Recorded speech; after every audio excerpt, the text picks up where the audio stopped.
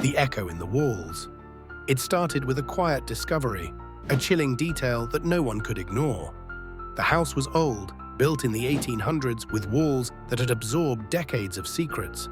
But when the new owners, the Bennett family, moved in, they found something unsettling during their first night, a faint echo of voices, whispers, that seemed to come from the walls themselves.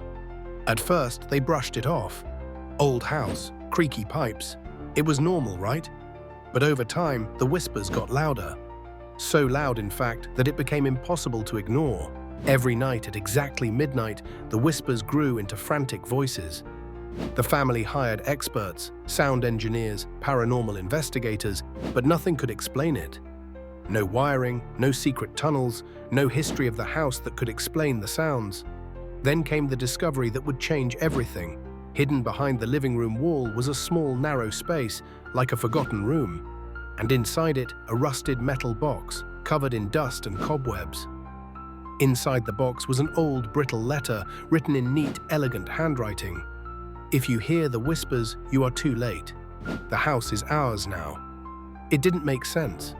The previous owners were supposed to be a quiet, elderly couple who had died peacefully in their sleep years ago. But then the family found something more disturbing: the names on the deeds. They weren't the couple's names at all. They were the names of the people who had died in the house before the Bennetts, people who had lived there long before, whose fates were wrapped in the mystery of the house. The final clue came when they contacted an elderly neighbor who had lived on the block for decades. He recalled stories of the house, how it had been built on land that was once a cemetery. The real mystery? The house had been built over a mass grave of people who had vanished mysteriously over the years. The whispers weren't just echoes, they were warnings.